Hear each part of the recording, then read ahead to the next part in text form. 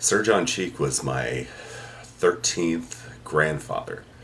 So he'd be like, my ancestor from the 1500s, and he was in the court of Henry VIII and educated Henry's children, Mary, Elizabeth I, and Edward VI. He was particularly close to Edward VI and gained a lot of prosperity during Edward VI's reign, and Edward considered him a father figure, being that he had lost his father young. John Cheke was considered to be the greatest intellectual of his day.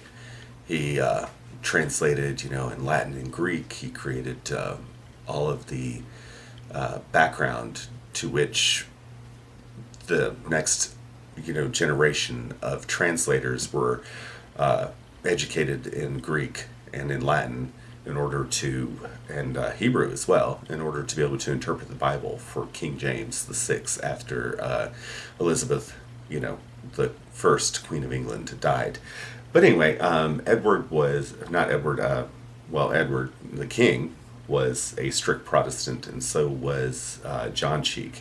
And, Henry VIII had broken with the Catholic Church. And John Cheke had risen to prominence because his father was an educator at Oxford. And John Cheke became a educator at Oxford at the age of 13, and he was in the court of Henry VIII at a very young age.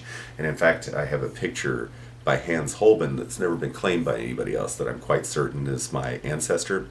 And the reason why I believe that is John Cheke actually went through all of Hans Holbein's pictures, and he is the person that is responsible for being able to attribute who the images are in each of these pictures. And he cataloged them after Hans Holbein died and during his lifetime, and that's where we originate many of the identities from Hans Holbein's paintings, but and sketches and things. But this particular sketch never was claimed by anybody. And unfortunately, what happened with John Cheke was after Edward VI died, Edward tried to alter the will of Henry VIII by having his own will, and that will was to make his cousin Jane Grey, who was Henry VIII's sister's granddaughter, become the next Protestant Queen of England, and then forego his two sisters. Well, Henry had already set it up with Parliament that there would be a arrangement for how the monarchy would be inherited, and that should Edward die, it would go to his sister Mary. Should Mary die without any children, it should go to his sister Elizabeth, and that's how Queen Elizabeth became the queen, was both of her siblings died and had no children. Well, long story short, this is I'll show you a picture in just a second of John Cheke, and then I also want to read a letter from John Cheke to King Edward. And what happened in this letter was John Cheke got sick, and Edward was still alive, and Edward had not gotten sick at this time. I think Edward died of tuberculosis, or they called it consumption, something of that sort, of wasting disease. And he was, I think, 15, maybe 16 years old, and he died without children. He was supposed to be betrothed to Jane Grey. Jane Grey ideally would have been the Queen of England had he lived to adulthood, or at least to 16, 17 years old, when he would have been marriable.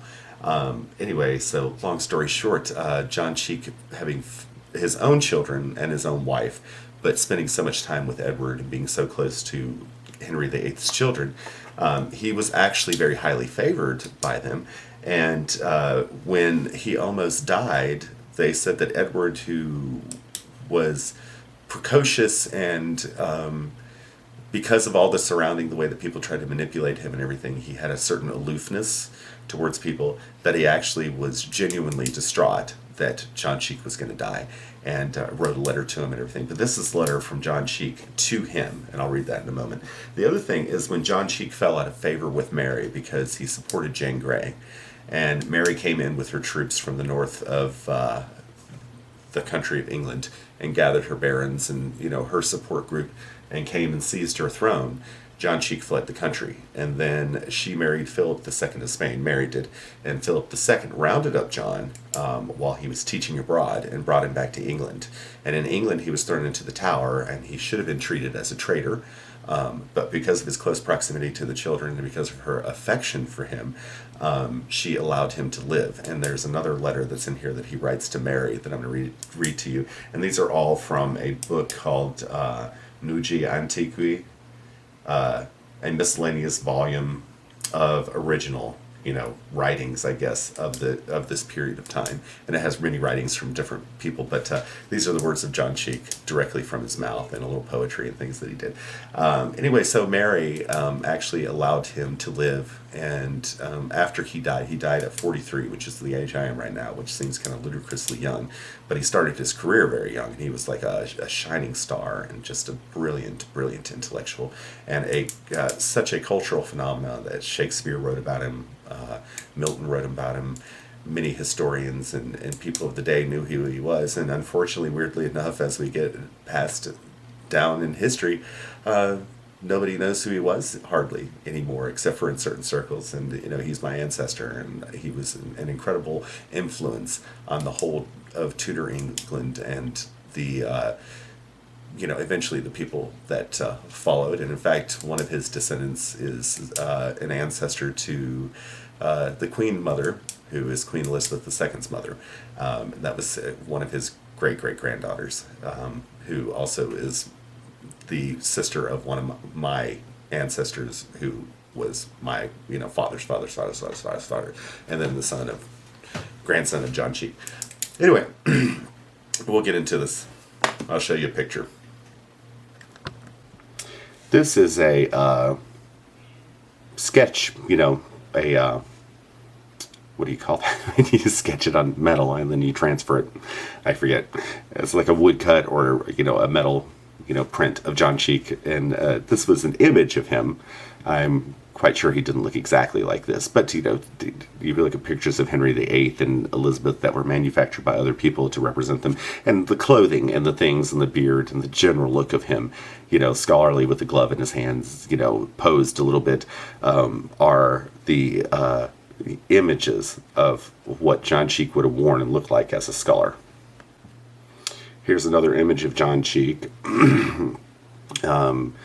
That would be, a sketch. It's not actually a portrait, I don't think, and it may have been done posthumously. So once again, it would have been like indicative of what he would have worn, what he would have looked like. He had a beard, in his older age and everything. This is John Cheke's wife, Mary Hill, and she was a attendant to Queen Elizabeth I of England after John died, and Queen Elizabeth always treated her very well. She was a favorite of hers in a way, somebody that she respected, and she helped out quite a bit. And she married well. She married a guy named McWilliams, and they were quite wealthy. She was a vintner, so she had her own, winery and stuff, aside from what she gained from John Cheke through marriage. She had 2 children with John Cheke, and they were raised originally by Sir Peter Osborne, who was a close friend, and that's the house in which John Cheke was sequestered after he was caught. And when she remarried, the children stayed with him, and apparently she supported them through working for Queen Elizabeth, and through her marriage and through different things that she was getting from different areas, and they were educated very well. But it seems as if they were not immensely close.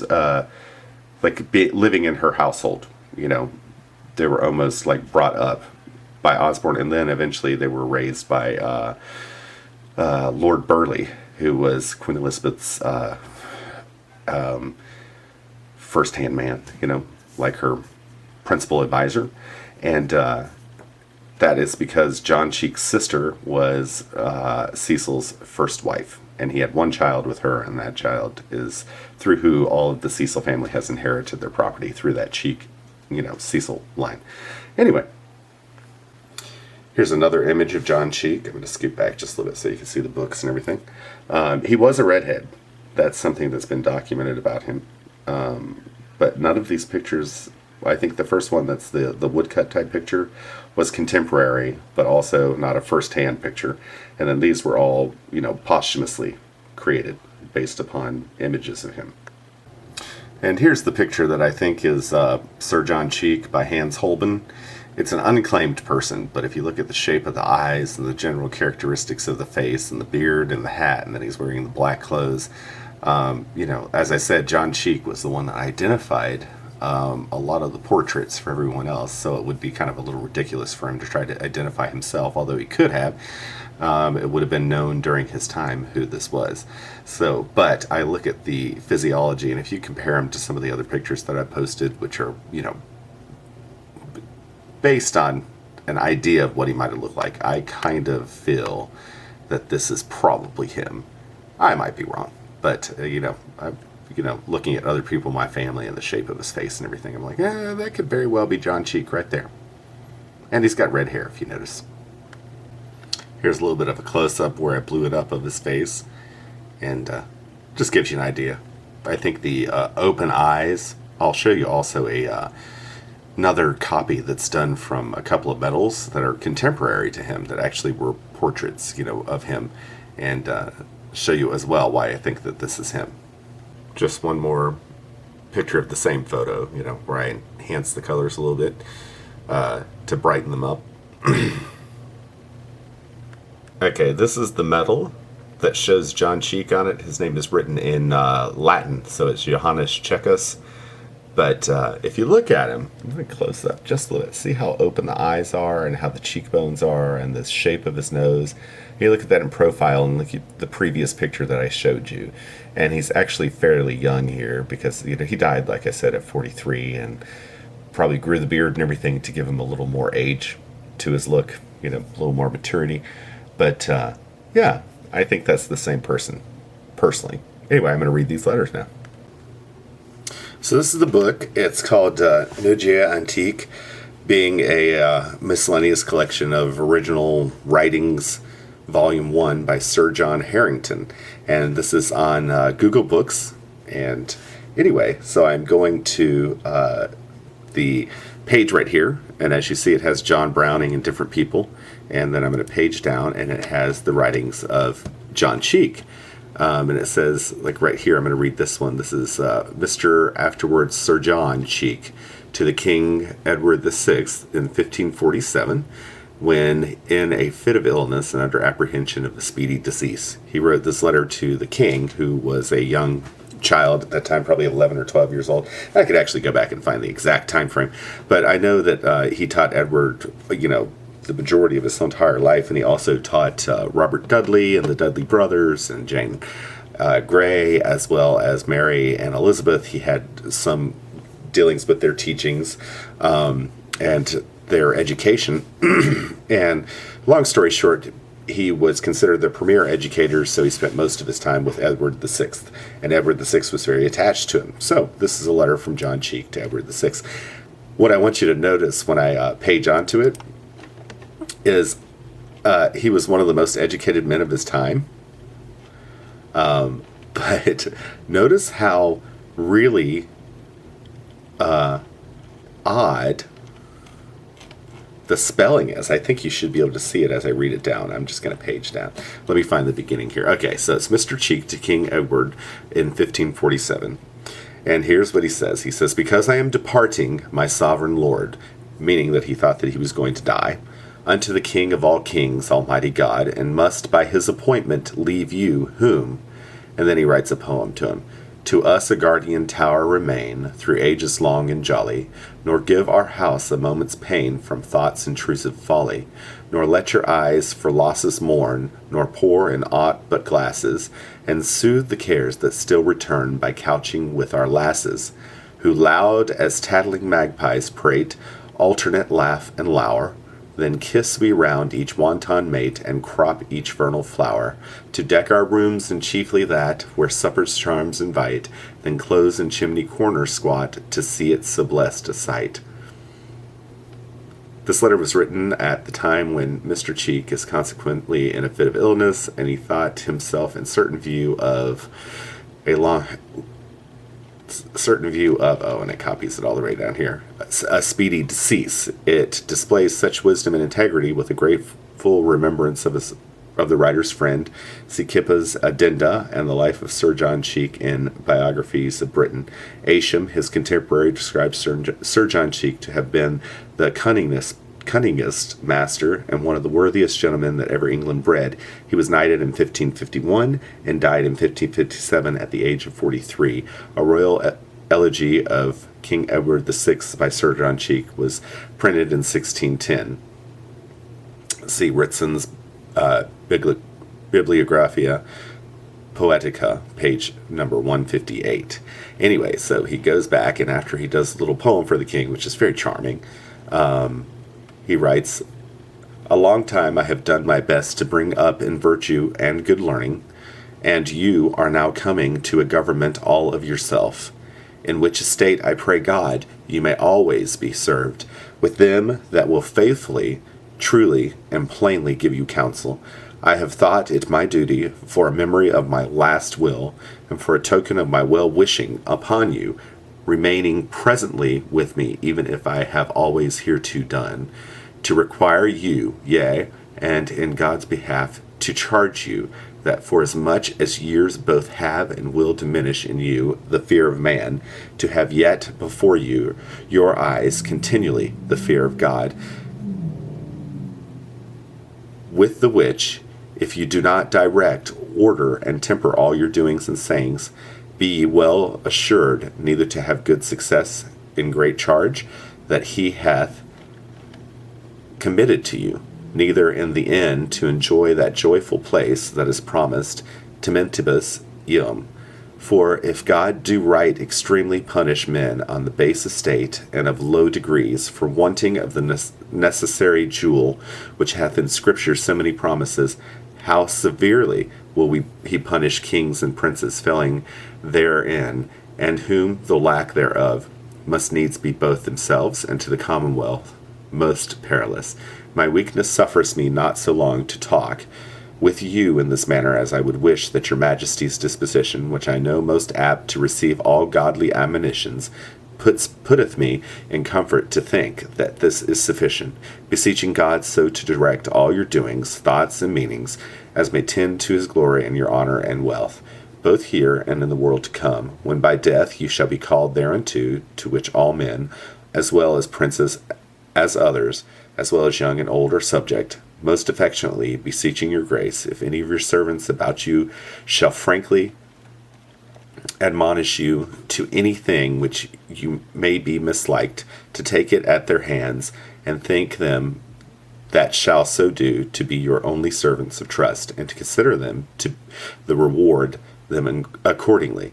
And if any such shall be, that shall of all things make fair weather, and whatsoever they shall see to contrary, shall tell you all is well, beware of them. They serve themselves, and not you.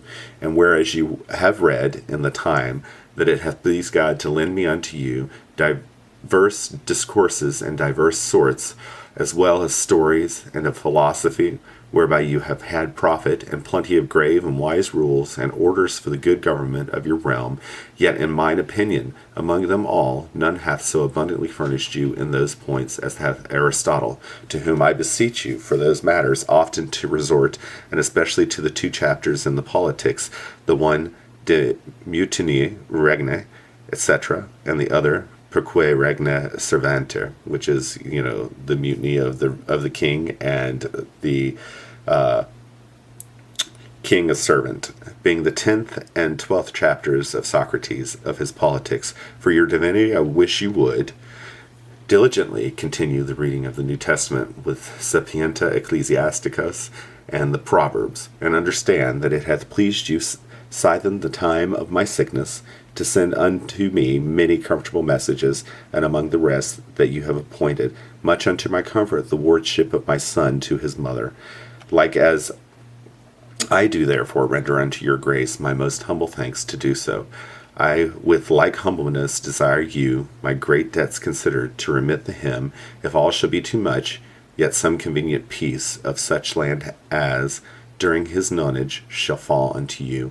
And whereas I shall now leave my college in Cambridge destitute of a head, if your grace appoint thereunto Mr. Haddon, which is Hatton, like Sir Hatton, Thomas Hatton, I think you shall appoint a worthy man. Well, Walter Hatton was his name. Walter Hatton was president of the College of Oxford, it looks like. In Fleming's Panoply of the Epistles, 1576, he is joined with many famous Ascham for rare learnings and knowledge. Nash says his pen would have challenged the laurel from Homer, but this is hyperbole. praise the compliment paid to him. Finally, one suit charity moveth me to make upon your majesty. The Bishop of Chester. The Bishop of Chester was my bringer up, and at his hands I got an entry to some skill in learning, living. I could never do him any good whereby I might be accompanied a grateful scholar. If dying, I might attain for him liberty, with some small aid of living. I should be much bound unto you, thinking most assuredly you shall find of him during his life both in daily beadsman for you and a right obedient subject, though in some things there heretofore he hath more thoroughly persuaded his conscience that to the perfection of Christ's religion was requisite. Thus the living God preserve your majesty long to reign most prosperously out of my deathbed and company.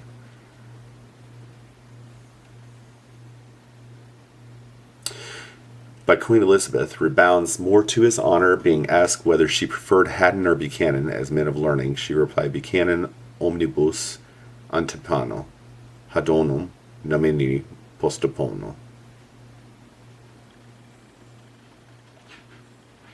So that was the letter from John Cheke to the king when he thought that he was dying. I thought it was interesting that he thanked the king for providing for his son and for his wife. And that seems to be a recurring thing. And then he also tries to pitch for the freedom of his friend, and he also works for the promotion of his friend, another friend, who was Walter Haddon. And, going out and thinking that he's going out and going to die and not be here anymore. He tries to take care of the king and give the king final instruction, and then he also tries to take care of his friends and his family and remind the king to take care of them. It's very sweet.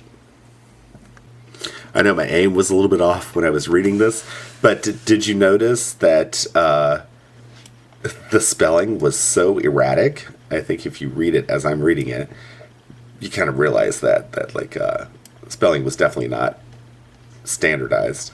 But I'm going to find the letter from him to Queen Mary. And this is Sir John Cheke to Queen Mary. And there are several letters that he wrote to different friends and stuff. And the mood of each letter is very interesting. When he's talking to a friend, you can tell that he's not trying to be overly eloquent, although people were very eloquent during that day.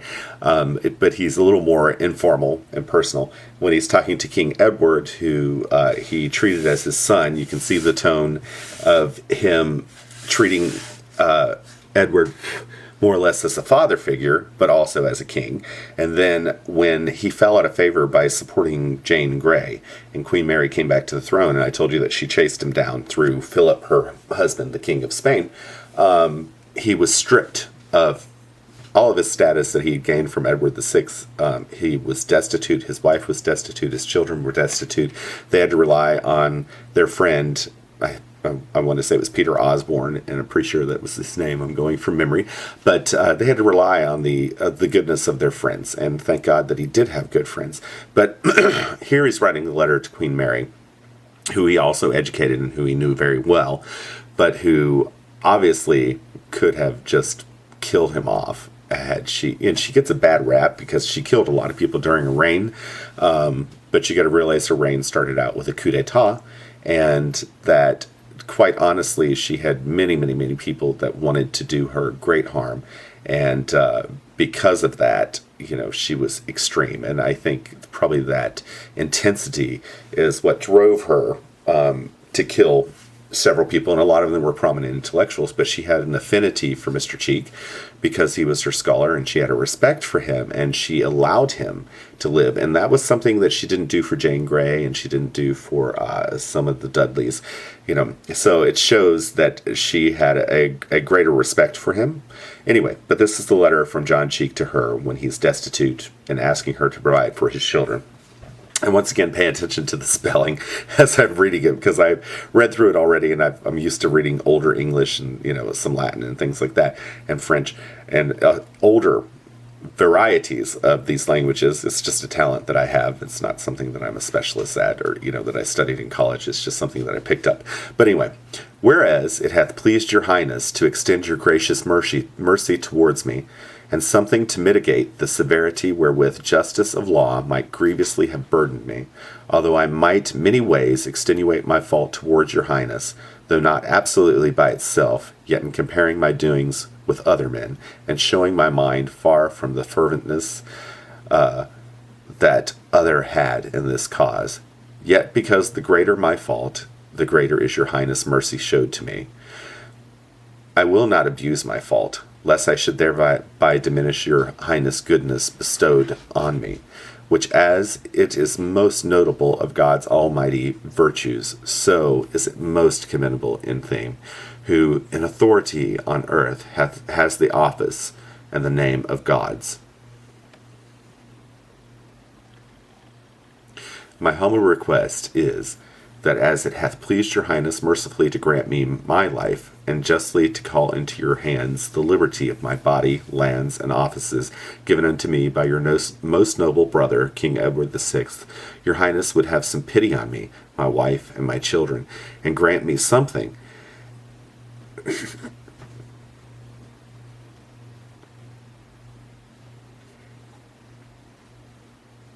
as it shall seem convenient to your highness, to lead out that life which your majesty has granted me to enjoy. The king's majesty, your father, gave me a grant, afore his death, of Rufford, to the value of £50 a year, which was conferred upon me after, in our late sovereign's time, King Edward VI, unto whom I resigned above £200 a year in fees for those lands which his majesty, for my little ability to serve him, did bestow on me, the particulars whereof I declared to your majesty's commissioners. If therefore, in consideration of King Henry VIII, your most noble father's gift unto me, and for my long and painful service unto the most noble king your brother, and for those fees during life which I resigned when I received the king's beneficial grants made and given to me, and especially of your gracious mercifulness, whereof the whole number of faulters hath liberally and beneficially felt, your highness would likewise pity me and mine, and to my life some living and liberty to maintain my life. I trust your highness shall think this your beneficialness bestowed on the poor and the faithful subject to your highness, who will not fail as long as God shall lend me life, to use all kind of subjects' duty unto your highness, as much as nature, diligence, and faithfulness be able to lead me. So he's essentially under house arrest, and he's withering away, and his children are with him, and his wife, and he has no way to support them. And he's begging her, more or less, to allow him enough freedom to actually be able to support his family. And that was the unfortunate thing, was that he actually died while he was there, and his wife had to remarry, and she had I think 6 other children with her husband McWilliams, and the 2 boys were raised partially by the Osbornes and then partially by his brother-in-law, who later became Lord Burleigh and the principal advisor to Queen Elizabeth.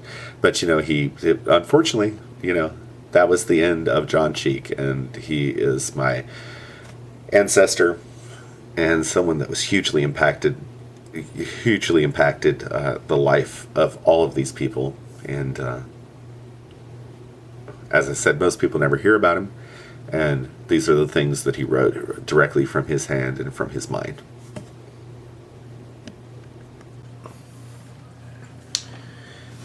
So Peter Cheke died in September of 1557, I'm sorry.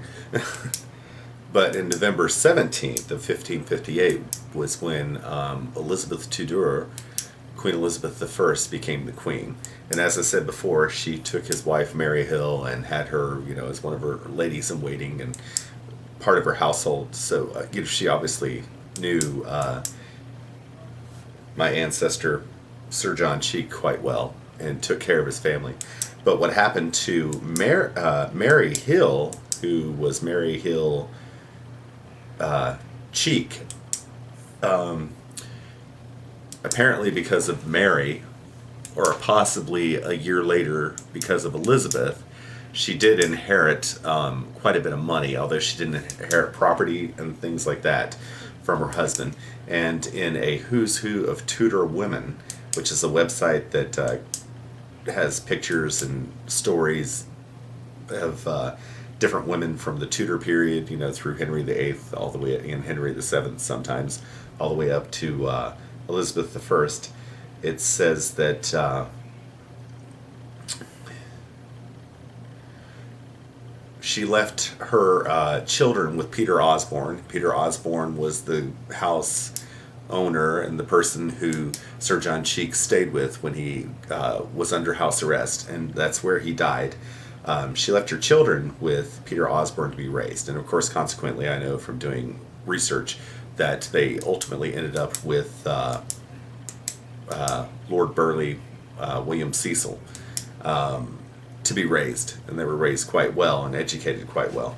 But long story short, it says that she was left well-to-do, with plate valued at £666, 13 shillings, and four, whatever the, yeah.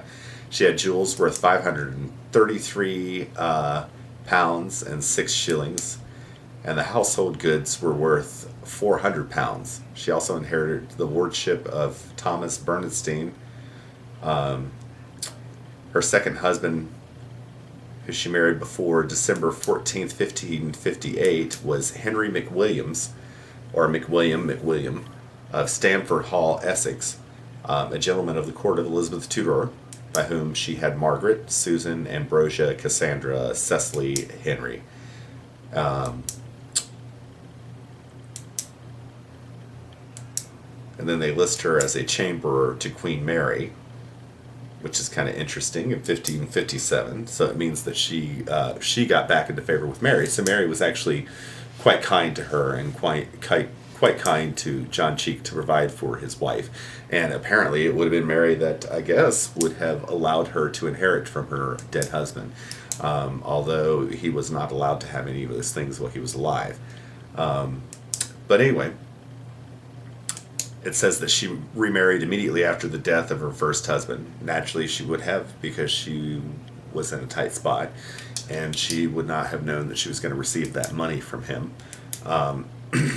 And she had 2 children with him. One of those children was Sir Henry Cheke, who married Frances Radcliffe. Frances Radcliffe was a descendant of Edward III, and that's how that line comes once again into our family. We have another Montague family and a couple of different families way earlier in the Isle of Wight that are related to the nobility of England as well, and to nobility of like the Anglo-Norman, you know, Norman French kings. But long story short, Sir Henry died young when his son Sir Thomas Cheke, who was one of his sons,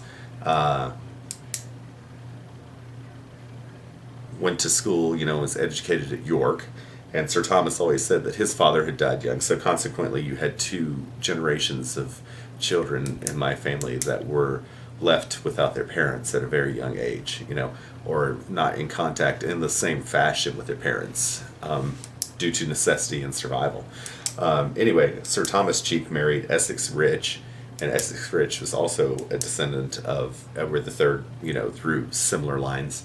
And that's how I'm also related to the Queen of England today, was Essex Rich. Their daughter married back into the Rich family, and then their descendants eventually became Spencer women, and the Spencer women are ancestors of the modern day monarchy. Several of them, isn't there? Well, the monarchy and a lot of nobility. Anyway, so that's the story. And then Sir Thomas Cheke's son, he had one son, Hatton, which seems kind of weirdly ambiguous, but I did another video on it. In some places, Hatton is listed as his second son. He's definitely mentioned in Robert Cecil's papers, who is, you know, the second Cecil to serve Queen Elizabeth, as being a nephew, and nephew was used in those times to denote a male relative who was younger than you, of relation, not necessarily a blood like we think of it today as being like your brother's son. But they definitely were. His father, Robert, was raised along with Sir Thomas Cheke's father, who was Henry Cheke, and with the other boy. Well, actually, the other boys, because there were three of them. One of them, Edward, died young. But so those families were very connected by the time they came into the 1600s. And then my ancestor Anthony, who's listed in the Plantagenet roll of the Blood Royal as being one of Sir Thomas Cheke's son, is actually the first ancestor that's listed among the Chekes as being an American. And that's where my particular line of Cheke comes from. And I would assume that a lot of us come from that line. But incidentally, there also were another group of Chekes that came later that are descended from the same group of people, but through different relatives down the line, who would be cousins. But anyway, that's the story of John Cheke. There's a lot more letters in there. There are some interesting letters in that book that I was referring to that are letters speaking about Queen Elizabeth I or to different nobles of the time about situations that were going on in politics. And you'll see this all the time when you're watching these movies. And of course, they naturally have to skirt around it, But that's it. John Cheke, hugely influential on the royal family of his time. Henry VIII, Catherine Parr, who hired him, probably got him to Henry VIII. The Tudor children, the nobles of the day, many people that you hear about throughout that history.